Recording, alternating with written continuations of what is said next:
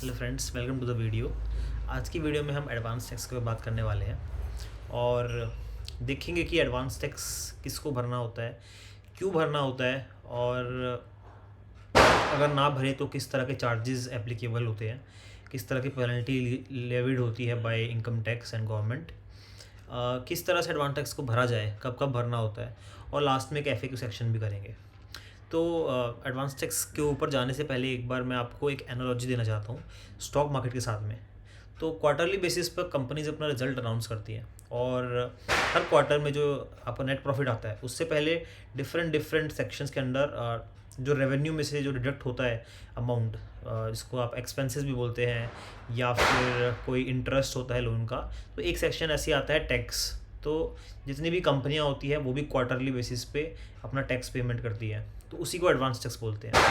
अब ये जो एडवांस टैक्स होता है ये सिर्फ कंपनी पे एप्लीकेबल नहीं होता, बल्कि जितनी भी एंटिटीज़ हैं जो कि अर्न कर सकती है। फॉर एग्जांपल आपकी पार्टनरशिप फर्म हो गई, HUF, इंडिविजुअल्स, सबके ऊपर ही एप्लीकेबल होता है। तो हो सकता है आप सोच रहे हो कि मैं तो एडवांस टैक्स पे ही नहीं करता हूँ, तो इंडिविजुअल्स के लिए कैसे एप्लीकेबल होता है। तो सारी कंडीशंस को देखेंगे थ्रू एन एक्सेल, जहाँ पर मैंने सारा डेटा कलेक्ट करके एक ही एक्सेल शीट में डाल दिया है, ताकि फ्यूचर में जब भी हमें ये डेटा अगर देखना हो एडवांस टैक्स पे कैसे करना है, किस तरह से कैलकुलेशन करनी है, तो सारा हम आराम से देख पाएँ। और इस एक्सेल का लिंक मैं वीडियो के डिस्क्रिप्शन में डाल दूँगा फॉर योर फ्यूचर रेफरेंस। तो चलिए स्क्रीन पे चलते हैं। आशा करता हूँ आप मेरी स्क्रीन देख पा रहे होंगे। एक बार पेज रिफ्रेश कर लेते हैं। ठीक है, तो यहाँ पर आप देख सकते हैं सबसे पहले मैंने एक ओवरव्यू दिया है एडवांस टैक्स के बारे में, कि किस किस को भरना पड़ता है। लेकिन उससे पहले एक बार ये बात करते हैं कि एडवांस टैक्स भरना क्यों है। तो मान लीजिए हम इंडिया में जो फाइनेंशियल ईयर, जिसको फिस्कल ईयर भी बोलते हैं, वो 1 अप्रैल से 31 मार्च तक होता है। और मान लीजिए आपने कुछ अर्निंग करी और उस पर कुछ अमाउंट का टैक्स बनता है। मान लेते हैं कि 5 लाख ऑफ टैक्स बनता है जो कि आपको इस ईयर तक देना है। तो वो 5 लाख का टैक्स गवर्नमेंट चाहती है कि उनके पास आ जाए। अब वो कैसे आएगा?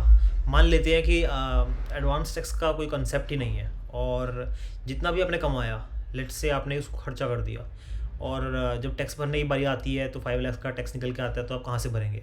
तो इस चीज़ को रोकने के लिए, मतलब इस तरह की सिचुएशंस ना अराइज हो, गवर्नमेंट बोलती है कि क्वार्टरली बेसिस पे आप जितना भी इनकम हो उसका कॉरस्पॉन्डिंग जितना एडवांस टैक्स बनता है वो आप पे कीजिए।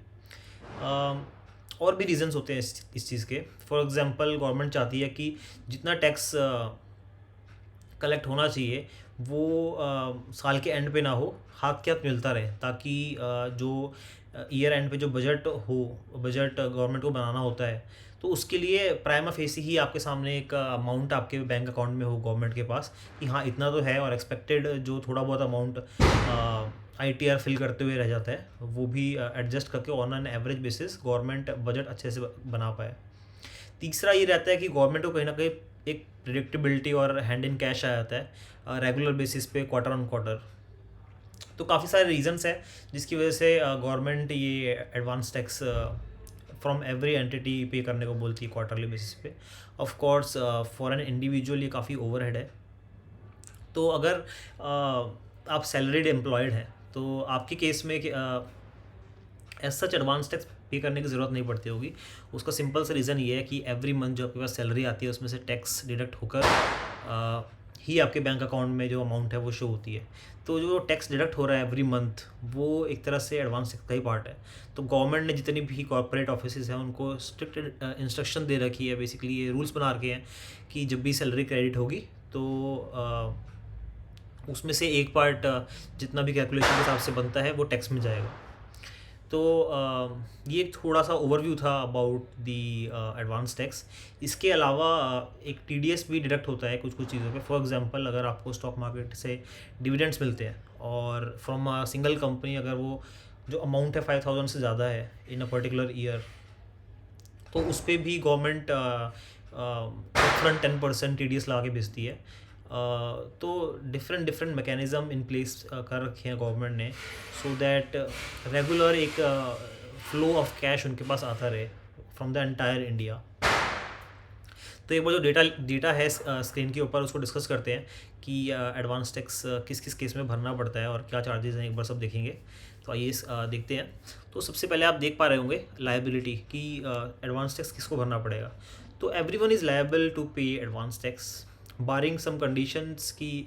फॉर एग्जांपल अगर आपका एस्टिमेटेड टैक्स लायबिलिटी ही 10,000 से कम है, मतलब इतनी इनकम है कि साल के एंड पे आपके एस्टिमेशन के हिसाब से 10,000 से कम का ही टैक्स बनेगा आपका, तो एडवांस टैक्स पे करने की कोई ज़रूरत नहीं है, किसी भी तरह की कोई प्रॉब्लम नहीं होगी आपको।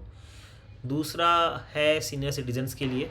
तो यहाँ बोला जाता है कि अगर कोई सीनियर सिटीज़न है 60+ ईयर्स और वो अगर कोई बिज़नेस और प्रोफेशन नहीं कर रहे, मतलब वहाँ से इनकम नहीं आ रही है, तो जितनी भी बाकी इनकम है, फॉर एग्जांपल उन्होंने कोई एफडी कर रखी है, तो जितनी भी उस तरह की इनकम है उसके ऊपर कोई एडवांस टैक्स पे करने की ज़रूरत नहीं है।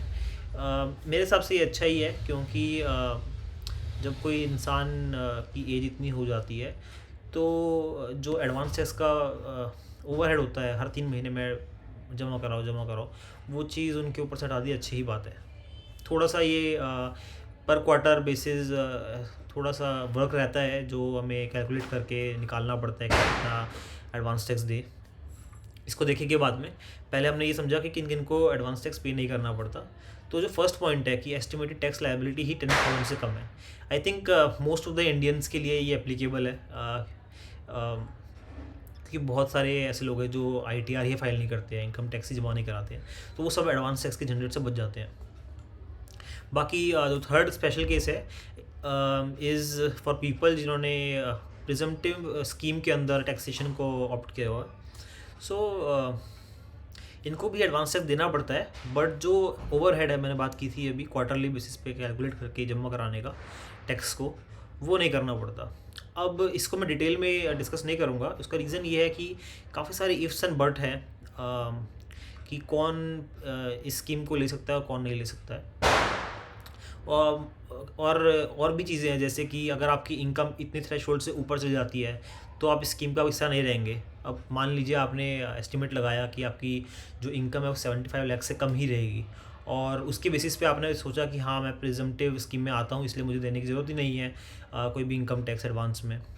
But let's say year and होते होते एकदम से आपकी इनकम अनएक्सपेक्टेडली ज़्यादा आ गई, क्योंकि प्रिजम्पटिव है। प्रिजम्पटिव मतलब कि आप अपफ्रंट बता नहीं सकते कि आपकी इनकम कितनी होने वाली है। For example in case of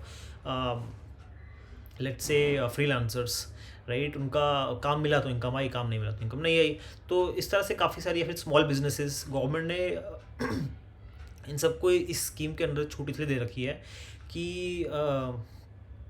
आपको इन सब चीज़ों को ओवरहेड ना लेना पड़े, एक बार में इकट्ठा अपना टैक्स दे दो, और जो आपका क्वार्टरली बेसिस पे ओवरहेड है इनकम को कैलकुलेट करने का, फिर भेजने का इनकम टैक्स को एडवांस में, वो झंझट ना करना पड़े।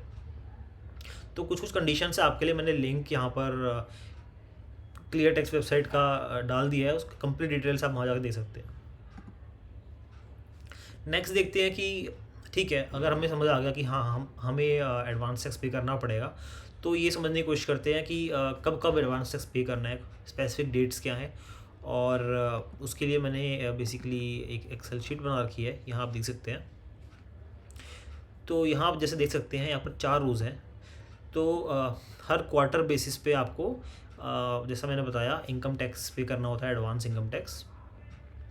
तो जब अब आप ये देखिए कि मान लीजिए आपका जो फाइनेंशियल ईयर है वो 1 अप्रैल को शुरू हुआ, तो 1 अप्रैल, देन मई, देन जून।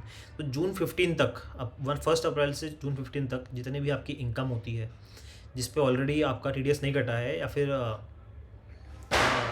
एडवांस इनकम टैक्स जितना बनना चाहिए उतना नहीं गया है अगर, तो आपको वो उस टोटल इनकम का जो टैक्स बनता है उसका 15% जमा कराना है। तो आपको किसी भी तरह की कोई चार्जेस या पेनल्टी नहीं लगेगी। तो ये तो हो गया पहले क्वार्टर का, इसको मैं बोलूँगा क्वार्टर 1। फिर जो नेक्स्ट क्वार्टर है जो कि 15 सितंबर को आ रहा है, एग्जैक्टली 3 मंथ्स के बाद, तो उस टाइम तक जितनी भी आपकी इनकम हुई है इस तारीख तक 15 सितंबर तक, राइट, तो 1 अप्रैल से 15 सितंबर तक जितनी भी इनकम हुई है उस सारी इनकम पर जो टैक्स बनता है उसका 45% आपका जमा हो जाना चाहिए गवर्नमेंट के पास इस तारीख तक। तो इसका मतलब क्या है कि जिस इनकम पे आपने 15 जून को आपने जो इनकम टैक्स पे किया था, जो कि था 15%, तो उसका जो बाकी 30% है, दैट इज़ 45 माइनस 15, वो आपको जमा कराना है। और 15 जून के बाद और 15 सितंबर से पहले जितनी भी आपकी इनकम हुई है उस पर फ्लैट 45% जो बनता है, जो आपका इनकम टैक्स बनता है उसका 45% आपको जमा कराना है। इसी तरह से बाकी के भी हैं, 15 दिसंबर और 15 मार्च। अब जो लास्ट वाला आप सेक्शन देखेंगे, मैं आपको प्रैक्टिकलिटी बता रहा हूँ यहाँ पर। थ्योरी में हर जगह आप देखेंगे यही लिखा होगा कि 15 मार्च इज़ द लास्ट डेट, लेकिन फाइनेंशियल ईयर जो है आपको 31 को एंड हो रहा है। तो अगर 16 की किसी की इनकम आई तो कब जमा कराएगा? तो इसीलिए इनकम टैक्स का जो पोर्टल है वो 31 मार्च तक ओपन रहता है एडवांस टैक्स पेमेंट के लिए। इसीलिए आप इस क्वार्टर में, बेसिकली जो लास्ट क्वार्टर है फाइनेंशियल ईयर का, इसमें लास्ट डेट 15 नहीं बल्कि 31 मार्च है। छोटी सी इन्फॉर्मेशन थी, आशा करता हूँ यूज़फुल होगी आपके लिए। अगर आपको वीडियो अभी तक पसंद आ रही है तो आप लाइक और सब्सक्राइब करें वीडियो को, ताकि ये वीडियो और भी लोगों तक आसानी से पहुँचे। चलिए, हमने ड्यूज़ तो समझ लिया है कि किस तरह से हमें एडवांस टैक्स कब कब पे करना है। ये समझते हैं कि अगर एडवांस टैक्स पे ही नहीं किया तो किस तरह से चार्जेस और पेनल्टी लगेगी। तो वापस पहली शीट पे चलते हैं। यहाँ पर आप देख सकते हैं दो तरह के यहाँ पर चार्जेस हैं। तो जो फर्स्ट चार्ज है उसको चार्ज बोला जा रहा है, और सेकंड इज़ पेनल्टी। पेनल्टी इस पे कि नॉन पेमेंट, कि आपने एडवांस टैक्स पे ही नहीं किया। तो पहले समझते हैं चार्जेस क्या है इन डिले ऑफ पेमेंट।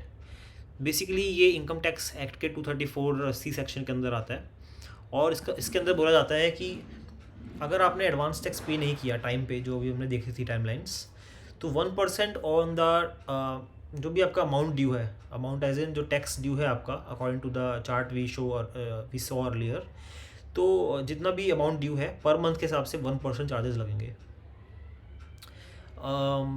इसमें एक चीज़ और है कि तो जिन्होंने प्रिजम्पटिव टैक्सेशन के अंदर ऑप्ट कर रखा है उनके लिए चार्जेस एप्लीकेबल नहीं है। जैसे मैंने पहले ही बोला था कि उनको एकदम एडवांस टैक्स पे करना है, बट 31 मार्च को इन वन शॉट के अंदर जितना उनका टैक्स बनता है वो पे कर सकते हैं। और तीसरी चीज़ ये है कि जितना भी ये 1% चार्ज बन के जो अमाउंट आएगा उस पर कोई भी तरह का सेस और सरचार्ज एप्लीकेबल नहीं है। तो ये पहली चीज़ दिखी है मुझे इनकम टैक्स के अंदर, जो चार्जेस या फिर डिफरेंट आपके टैक्स निकल के आते हैं, हर जगह ही सेस और सरचार्ज भर रखा है। यहीं पर मुझे दिखा कि कोई सरचार्ज और सेस नहीं है, तो थोड़ा अच्छा लगा यहाँ पर। तो ये एक चीज़ है। और चार्ज कब तक लगेगा, किस तरह से चार्ज लगेगा, उसकी कैलकुलेशन एक बार आगे देखेंगे। दूसरा हम देखते हैं चार्जेस और नॉन पेमेंट। तो नॉन पेमेंट से यहाँ मतलब क्या है? गवर्नमेंट बोलती है कि अगर आपने 90% ऑफ द एसेस टैक्स क्या होता है कि पूरा फाइनेंशियल ख़त्म हो गया, उसके बाद आपने ITR फाइल करी, मान लेते हैं कि आपने एडवांस टैक्स जमा ही नहीं किया, तो जो टोटल अमाउंट ऑफ टैक्स निकल के आया उस टाइम पे बेस्ड ऑन योर इनकम, उसे बोलते हैं एसेस टैक्स। उसके ऊपर जो है अगर आपने एडवांस में इनकम टैक्स पे नहीं किया तो ये चार्जेस और पेनल्टी लेवी होती है आपसे। तो अगर यहाँ पर ये बोला जा रहा है कि आपने एडवांस टैक्स तो पे किया, लेकिन इतना नहीं किया कि एसेस टैक्स का 90% से ऊपर वो इनकम जो आपने इनकम टैक्स भरा है वो 90% से नीचे ही रह गया अगर लेट से, तो उस केस में गवर्नमेंट बोलती है कि आपने एक तरह से एडवांस इनकम टैक्स भरा ही नहीं है। तो बेसिकली जो 10% है ये रिलीफ दी गई है कि अगर आपसे थोड़ी बहुत कैलकुलेशन में गड़बड़ हो जाए तो स्टिल आप पे कोई पेनल्टी लीव ना हो। बट अगर आप 10% से भी ज़्यादा का डेविएशन कर रहे हैं फ्रॉम द इनकम टैक्स और आपका जो एसेस टैक्स एक्चुअली में आया है, then it is a problem. तो उस केस में होता क्या है? तो इस केस में 1% per month on the value कौन सी, जो एसेस टैक्स आया है माइनस जो आपने एडवांस में टैक्स पे कर दिया, तो उस पर 1% के हिसाब से पर मंथ चार्जेस एप्लीकेबल होते हैं। तो ये जो चार्जेस है ये in addition to the interest charges है जो डिले के केस में हुआ है। तो दोनों चार्जेस आपके लगेंगे अगर आपने लेट से इनकम टैक्स पे ही नहीं किया एडवांस में 31 मार्च तक भी, तो आपके वो चार्जेस तो लगे रहेंगे जो डिले के चल रहे हैं जब तक आप इनकम टैक्स की फाइल रिटर्न नहीं कर देते और फुल एंड फाइनल नहीं कर देते बेसिकली। और ये charges on top of that 1% अलग से लगेगा। और ये जो चार्जेस लगते हैं 1 अप्रैल से लगते हैं। तो बेसिकली 31 तक का आपको टाइम दिया जाता है कि आप एडवांस टैक्स पे करें। अगर आपने तब भी नहीं किया तो 1 से आपके चार्जेस एप्लीकेबल हो जाते हैं। इसमें एक और बात है ध्यान रखने वाली कि लेट्स से आपने 1 जुलाई को ही अपनी full and final ITR file कर दी, सारे चार्जेस पे कर दिए, तो जो चार्जेस उसमें कैलकुलेट होंगे वो प्रोरेटेड बेस पे नहीं होंगे। अगर मंथ का एक भी डे उसमें इंक्लूड हो जाता है आपकी ITR फाइल करने के टाइम पे, लेट्स से 1 जुलाई को आपने ITR फाइल करी, तो उस केस में पूरी जुलाई का मंथ का जो आपका 1% चार्ज है वो भी ऐड होगा, और इसमें भी सरचार्ज और सेस एप्लीकेबल नहीं है। तो एक बार कैलकुलेशंस पे चलते हैं कि ये चार्जेस की कैलकुलेशन कैसी है। तो सबसे पहले डिले के केस की चार्ज कैलकुलेशन देखते हैं। तो यहाँ पर आप देख सकते हैं डिफरेंट पेमेंट डेट्स लिख दिए मैंने, जो हमने पहले डिस्कस की थी, और सिंप्लिसिटी के लिए ये मान लेते हैं कि हर क्वार्टर में जिसका भी मैंने ये डेटा लिया हुआ है उसको फर्स्ट क्वार्टर में 15,000 एडवांस टैक्स पे करना था, नेक्स्ट में 45,000, मतलब एक क्यूमुलेटिव बेसिस पे है कि अगर फर्स्ट क्वार्टर में नहीं किया तो 45, अदरवाइज अगर फर्स्ट में कर दिया 15 तो नेक्स्ट में 30 बचेगा। तो 45 is the 45% of the total taxable income. तो किसी की अगर टोटल जो टैक्स भरना था पूरे साल में वो अगर 1 लाख है, तो 15 सितंबर तक 45,000 एज अ टैक्स उसको भर देना चाहिए था, या भर देना है अकॉर्डिंग टू द टाइमलाइंस। तो उस हिसाब से यहाँ पर टैक्स लिख दिया है, और मान लेते हैं कि उस जो पर्सन है उसने जो एक्चुअल टैक्स पे किया पर क्वार्टर वो इस तरह से करा। तो हम देख सकते हैं यहाँ पर जितना टैक्स भरना था उससे कम ही किया है हर बार, तो कुछ ना कुछ शॉर्टफॉल है। शॉर्टफॉल मतलब कमी है कुछ ना कुछ। तो यहाँ आप देखेंगे दोनों को डिफरेंस लिया और 10,000 एक शॉर्टफॉल निकल के आया। इसी तरह से बाकी रोज़ में भी है। अब ये क्यूमुलेटिव बेसिस पे जैसे मैंने बोला, वो कैसे एक बार दोबारा समझ लेते हैं। तो जो आपका फर्स्ट क्वार्टर है उसमें 10,000 का शॉर्ट रहा, राइट, और जब सेकेंड क्वार्टर आया, राइट, तो क्यूमुलेटिव बेसिस पे आपको 45,000 अब तक जमा करने हैं। अगर आप और करें कितना टोटल, मतलब लास्ट टाइम 5,000 किए थे जो हम देख सकते हैं यहाँ पर, और इस बार 20,000 किए, टोटल कितना है 25,000, तो 20,000 का शॉर्टफॉल हो गया। तो क्यूमुलेटिव जो शॉर्टफॉल होगा उसके ऊपर आपका इंटरेस्ट निकल के आएगा, और उसका जो टोटल इंटरेस्ट है वो यहाँ पर हमने कैलकुलेट करके दिखा रखा है। तो ये देखते हैं यहाँ पर कैलकुलेट कैसे हुआ। तो जब 15 जून आया और आपने एडवांस टैक्स केवल 5,000 पे किया, 10,000 का शॉर्टफॉल है, तो अब होगा क्या कि 15 जून के बाद में आप एडवांस टैक्स पे नहीं कर सकते जब तक सितंबर नहीं आता है वापस से। सितंबर के अंदर भी कुछ डेट्स हैं, 15 सितंबर उससे कुछ दिन पहले तक एडवांस टैक्स पे करने की जो प्रोसेस है वो ओपन रहता है, बाकी टाइम पे वो क्लोज रहता है। तो जब आप यहाँ पर एक शॉर्टफॉल आ गया 10,000 का, इससे होगा क्या कि नेक्स्ट 3 मंथ्स के लिए आप एडवांस में इनकम टैक्स पे ही नहीं कर सकते। तो मतलब 3 मंथ्स का स्ट्रेट फॉरवर्ड इस अमाउंट पे आपका इनकम टैक्स लग जाएगा 1% पर मंथ। 3 मंथ्स के लिए 3% हो गया। तो वो यहाँ पर दिखा रखा है 10,000 पे 3 टाइम्स 1% आपका चार्जेस हुए, और ये अमाउंट निकल के 300 रुपीज़, क्योंकि 3% ऑन 10,000 इज़ 300 रुपीज़। सिमिलरली जब नेक्स्ट क्वार्टर आया उस टाइम पे जब अगर शॉर्टफॉल 20,000 रहा तो चार्जेस इस तरह से निकल के आए, और बाकी क्वार्टर्स के लिए भी इस तरह से हमने यहाँ पर लिखा हुआ है। और टोटल चार्जेस अगर आप देखेंगे यहाँ पर 2600 निकल के आता है। तो ये था डिले के केस में जो चार्जेस आते हैं।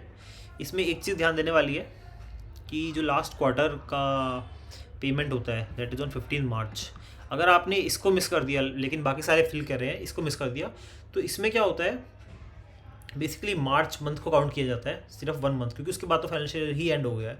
तो एक मंथ का 1% के हिसाब से चार्जेस लगते हैं ना। ऑफ कोर्स उसके बाद आप इनकम टैक्स की फाइल कब रिटर्न को बेसिकली आप फाइल कब करते हैं, फुल एंड फाइनल आपका जो टैक्स असेसमेंट होता है वो कब कंप्लीट करते हैं, उसके बेसिस पे बेसिकली यहाँ पर एडिशनल चार्जेस लगते रहेंगे। तो अगर आपको लगता है आपने एडवांस टैक्स मिस कर दिया है टाइम से पे करना, तो कोशिश करें कि उसका जो इनकम टैक्स फाइलिंग है वो जल्द से जल्द कर दें। एटलीस्ट आपका ये चार्जेस बच जाएंगे जितना भी हो सके।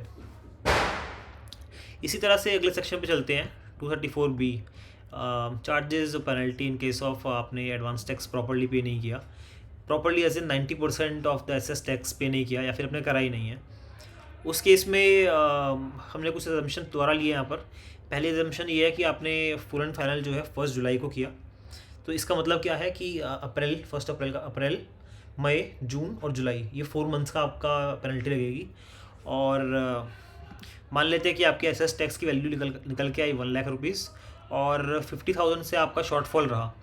तो इस 50,000 पे 1% के हिसाब से फॉर 4 मंथ जो वैल्यू निकल के आएगी वो 2,000 रुपीज़ है। तो इस तरह से बेसिकली ये चार्जेस निकल के आते हैं। एक एग्जांपल के लिए मैंने ITR इनकम टैक्स की जो वेबसाइट है वहाँ से एक फाइल रिटर्न में से ढूंढ के आपके लिए निकाला है कि किस तरह से आपकी ITR में ये चार्जेस लग के आते हैं। तो यहाँ पर आप देख सकते हैं under 234B interest under section 234B 2070 यहाँ किसी को चार्ज लगा हुआ है। इसी तरह से 234C के अंदर भी यहाँ पर चार्ज लगा हुआ है। तो होता क्या है कि अपनी इनकम टैक्स रिटर्न हम जनरली CA से फाइल करा देते हैं।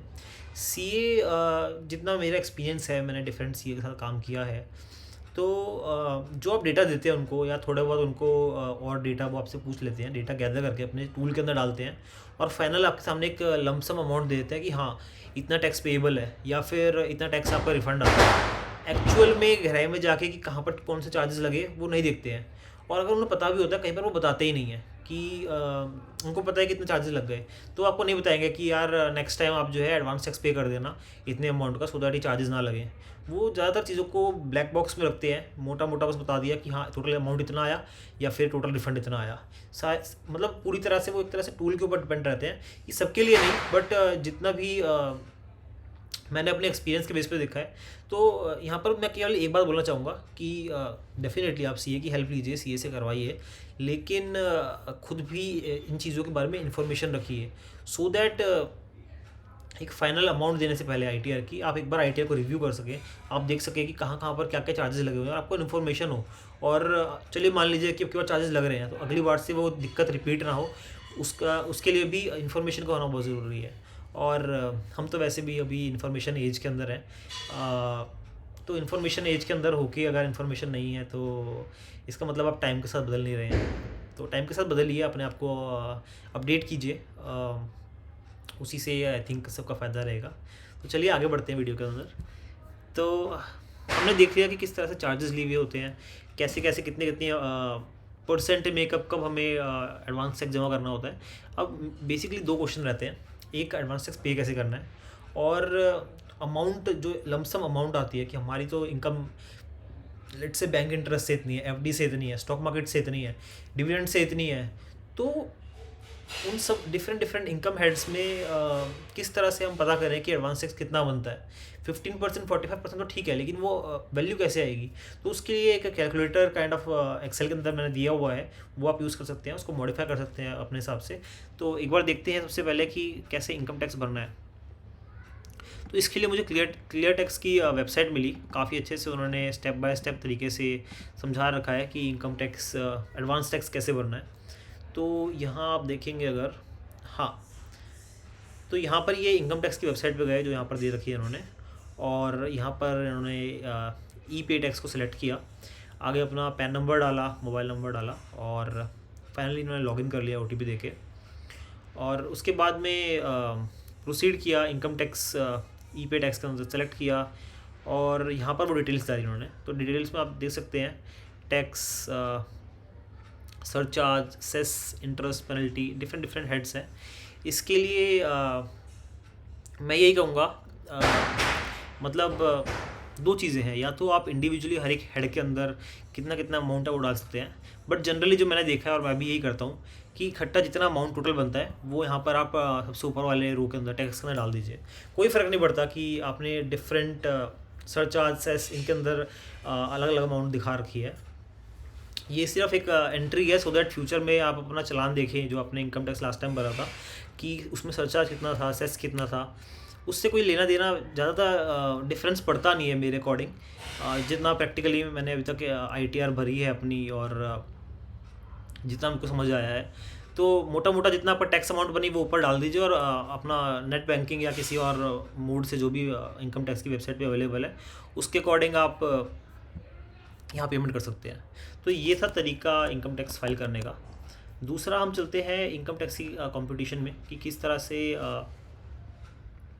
इनकम टैक्स को बेसिकली यहाँ पर हम कितना इनकम टैक्स हमें पे करना है पर क्वार्टर बेसिस पे, वो कैसे कैलकुलेट करें, तो उस एक्सेल के अंदर हमने डिस्क्राइब कर रखा है। तो इसको भी देखते हैं एक बार। तो सबसे पहला जो कॉलम है उसमें आप देख सकते हैं इनकम टाइप। तो यहाँ मैंने LTCG, short term capital gain tax, dividends, interest from bank, different different heads ले लिए हैं। अगर आपकी इनकम किसी और हेड से आती है वो भी आप यहाँ पर ऐड कर सकते हैं। और हमने क्या कर रखा है, किसी एक हेड को लेते हैं और उसमें देखते हैं हमने क्या कर रखा है। तो मान लीजिए XYZ म्यूचुअल फंड से हमारे पास कुछ इनकम आई, और कोई स्टॉक आपने खरीद रखा है उससे कोई इनकम आई, और ये लॉन्ग टर्म इनकम है, मतलब 1 साल से ज़्यादा आपने इक्विटी को अपने पास होल्ड किया, फिर आपने बेचा उसको। तो इसमें होता क्या है कि अप टू 1 लाख जो है आपका टैक्स फ्री होता है, और उसके बाद जितना भी होता है उस पर 10% टैक्स लगता है, और उसके ऊपर सरचार्ज और सेस भी लगता है as applicable according to your income. तो यहाँ हमने क्या कर रखा है, यहाँ हमने लिखा है कि कौन से क्वार्टर के अंदर बेसिकली आपका जो गेन हुआ है। तो यहाँ पर Q2 है बेसिकली, दैट मीन्स जो फर्स्ट क्वार्टर होता है वो अप्रैल मई जून, और जो सेकंड क्वार्टर है जुलाई अगस्त सितंबर। सो इस पीरियड के बीच में आपका ये गेन हुआ है, और गेन की अमाउंट कितनी है, और इस अमाउंट के कॉरस्पॉन्डिंग टैक्स कितना बनता है। तो मैंने यहाँ पर क्या किया है कि अप टू 1 लाख, तो 40,000 पे मैंने ज़ीरो बोल दिया है, 55,000 पे ज़ीरो बोल दिया है, और यहाँ पर भी इस तरह से कि इन तीनों का जो सम है वो 1 लाख, सॉरी हाँ 1 लाख डिडक्ट करके जो बाकी का अमाउंट बचता है उस पर 10% के हिसाब से जो टैक्स बनता है वो यहाँ पर डाल दिया है कैलकुलेशन के बेसिस पे। बेसिकली यहाँ पर आप देख सकते हैं 10% ऑफ दिस अमाउंट, यहाँ पर मैंने मैनुअली डाल दिया है, बट आगे कोई भी अमाउंट होगी तो आप उस अमाउंट का 10% डायरेक्टली दे सकते हैं, क्योंकि आपका 1 लाख जो है एग्जॉस्ट हो गया ऊपर। तो आपका टोटल टैक्स निकल के आ गया जो आपको पे करना है in the financial year for this long term capital gains in mutual fund और कंपनी के अंदर। अब इस अमाउंट को हमने क्या करा कि 4 हिस्सों में डिवाइड कर दिया बेस्ड ऑन 15%, 45%, 75% एंड 100% फॉर्मूलाज।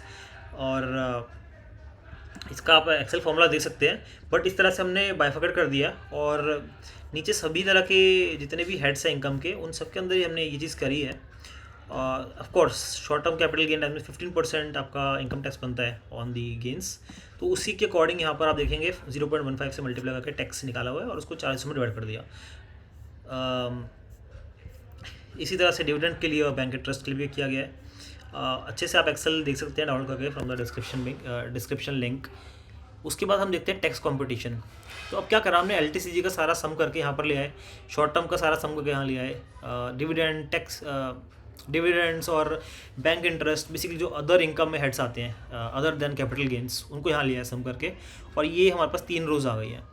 अब हमने क्या किया है कि इसके ऊपर हम बेसिकली सेस और सरचार्ज निकालेंगे। तो हमने क्या किया कि basically total tax less surcharge and cess यहाँ पर डाला, फिर सरचार्ज निकाला।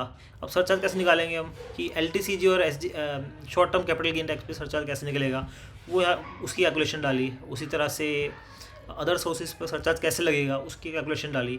अब इसमें एक फैक्टर है कि आपकी इनकम कितनी है, तो आपकी इनकम के बेसिस पे सरचार्ज डिसाइड होता है। तो यहाँ पर मैंने एक शीट दे रखी है जिसमें डिफरेंट इनकम के हिसाब से कितना सरचार्ज कौन कौन से इनकम हेड पे लगेगा वो यहाँ दे रखी है। उसके अकॉर्डिंग आप अपना फॉर्मूला यहाँ पर अपडेट कर सकते हैं। और लास्ट में क्या होगा कि इसको सब निकाल के बेसिकली सेस, सरचार्ज और total tax except these values, इन तीनों को सब निकाल के हमने यहाँ पर डाला, और लास्ट में हम लिख देंगे पेड कि इस पर्टिकुलर क्वार्टर में हमने कितना इनकम टैक्स पे किया। तो इस तरह से पूरी कैलकुलेशन कर ली है। और लास्ट में वीडियो कंप्लीट करने से पहले कुछ FAQs है जो आपके साथ डिस्कस कर लेता हूँ।